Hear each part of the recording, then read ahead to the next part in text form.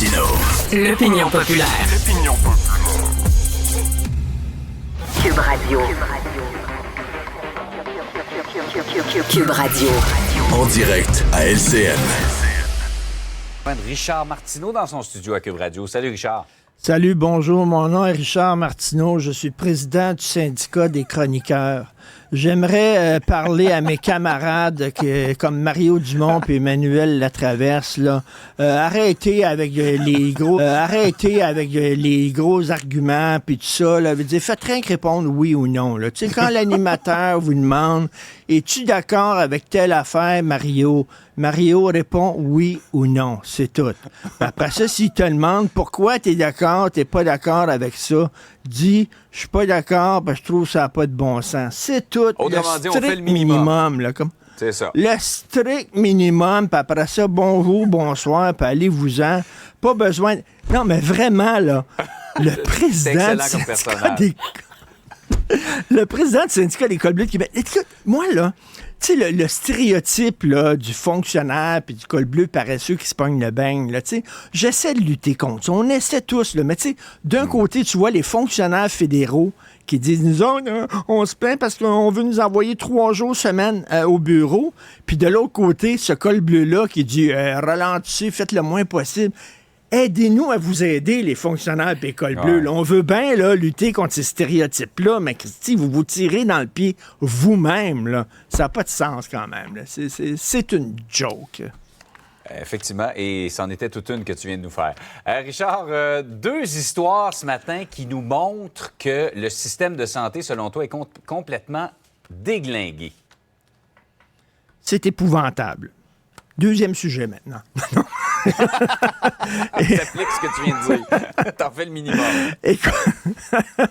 Non, mais vraiment, 40 heures dans 4 urgences pour une fracture du doigt en Outaouais. Il n'y a pas de spécialiste. Le gars, il a fait 4 hôpitaux. Ça n'a pas de bon sens pour une fracture au doigt. Et l'autre, c'est un monsieur qui avait des difficultés à respirer, va à l'hôpital, se fait faire des radiographies.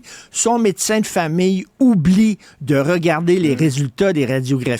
Bref, après un bout de temps, on se rend compte qu'il y avait un cancer du poumon et que il est passé dans le crack littéralement. Et là, son cancer est avancé et peut-être que s'il l'avait su avant, si son médecin l'avait averti avant, son cancer serait beaucoup moins développé. Et tous les jours, il y a des histoires comme ça. Cette semaine, c'était sur la Côte-Nord. On avait peur d'un bris de service parce qu'on avait décidé d'arrêter de faire affaire avec des agences de placement. On n'avait pas regardé sur le terrain les impacts de cette décision-là. Bon, là, on a finalement réussi à patcher ça, excusez-moi l'anglicisme, là, avec une équipe volante puis tout ça. Mais tu sais, reste que tous les jours, avec tout l'argent qu'on envoie, et là, je le rappelle, c'est le plus gros poste de dépense. La moitié de l'argent que vous envoyez au gouvernement, que vous gagnez à la sueur de votre front, la moitié de cet argent-là va dans le système de santé, et c'est encore ça nous coûte tout croche. $1 milliard par semaine. Écoute, je sais pas, je perds la foi. Là. J'espère que M. Dubé va... Puis on sait pas où ça bloque. Là. Vraiment, moi, je lis, j'écoute des entrevues, je m'informe, etc. Et on se demande, c'est-tu les corporations, c'est-tu les syndicats, c'est-tu la bureaucratie, c'est-tu les médecins sont trop... sont débordés, c'est-tu la pénurie de main-d'œuvre, etc. Mais ça pète de tout bord, tout côté. Et vraiment, les gens sont en train de perdre la foi. Et là, tu vois, dans les sondages, le PQ est numéro 1. Là. Mais moi, j'aimerais savoir c'est quoi le programme du PQ concernant le système de santé. Comment eux autres vont, parce que là, je pense que si ça continue comme ça, c'est eux autres qui vont gagner les prochaines élections. Mais c'est quoi leur plan? Est-ce qu'ils vont faire mieux que la CAQ?